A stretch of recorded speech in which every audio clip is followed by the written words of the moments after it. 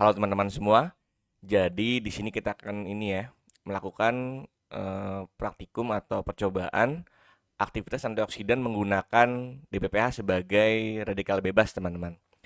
Pertama-tama teman-teman buat dulu larutan DPPH dengan konsentrasi sekitar 40 ppm. Nanti kalian baca teman-teman di spektrofotometer dan akan menghasilkan absorbansi sekitar 0,8 ya. Di sini saya buatnya salah sih, harusnya di sini saya buatnya 50 ppm dan didapatkan absorbansinya itu sekitar 1,1 di situ.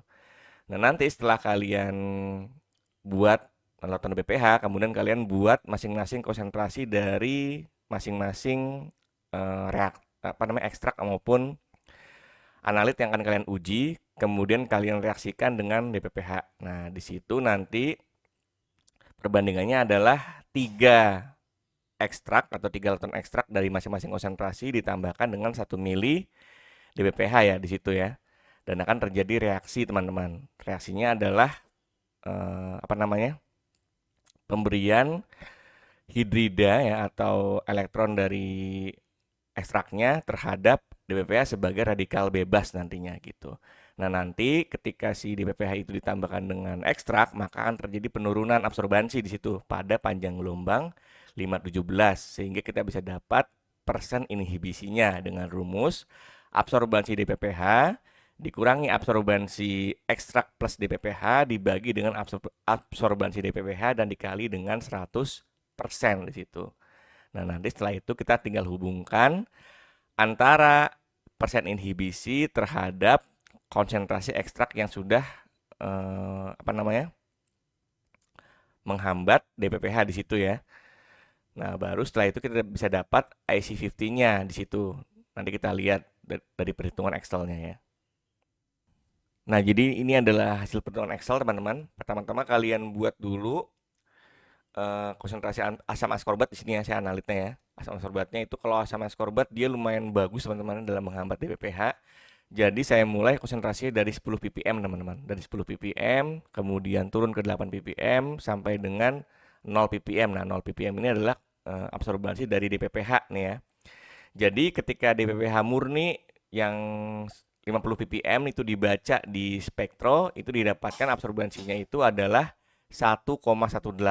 Nah, ketika ditambahkan dengan asam askorbat ya, dengan perbandingan 3 mili asam askorbat dan 1 mili DPPH, itu didapatkan absorbansinya turun tuh berarti kan, karena dia menghambat DPPH tuh sekitar 0,8876 ketika 4 ppm itu berarti 0,6784, ketika 6 ppm itu 0,4687 dan ketika 8 itu 0,2547 dan ketika 10 ppm tadi ingat ya perbandingannya 3 mili asam askorbat atau 3 mili ekstrak dengan masing-masing konsentrasi dengan masing-masing pengulangan juga itu ditambahkan 1 mili DPPH teman-teman dan didapatkan ketika 10 ppm itu adalah persen inhibisinya itu adalah absorbansinya 0,0879.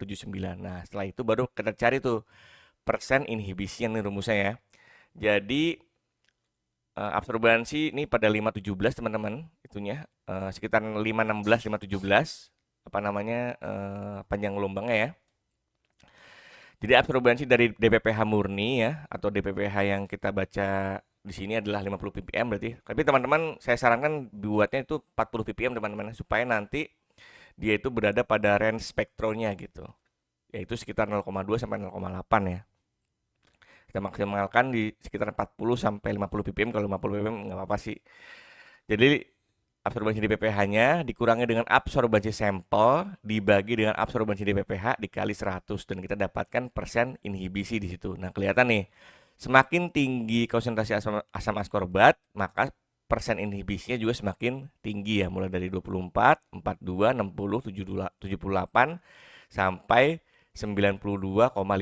Nah, setelah itu kita hubungkan tuh sumbu X-nya itu adalah konsentrasi ya, konsentrasi dari asam askorbat atau analit ataupun ekstrak ya. Nanti sumbu Y-nya itu adalah persen inhibisi dan di sini didapatkan R kuadratnya adalah 0,9936. Artinya cukup linier teman-teman ya. Hubungan antara konsentrasi dengan persen inhibisi. Dan di sini juga kita dapatkan persamaan Y sama dengan 9,1633X plus 3,9391. Nah, biasanya pada aktivitas antioksidan dengan metode DPPH itu yang dicari adalah IC50 ya. IC50 itu adalah persen inhibisi saat 50% teman-teman. Sehingga kita buat nilai Y-nya 50 dan kita cari nilai X-nya di situ. Nah, berarti rumusnya adalah 50 dikurangi dengan interceptnya ya, 3,9391 dibagi dengan 9,1633 ya. Dan didapatkan hasilnya adalah 5,03. Sehingga untuk menghambat DPPH dengan persen inhibisinya itu 50%, itu dibutuhkan konsentrasi asam askorbat sebanyak 5,03 ppm di situ. Oke, mungkin gitu ya teman-teman untuk pembahasan kali ini. Semoga materinya bermanfaat. Terima kasih.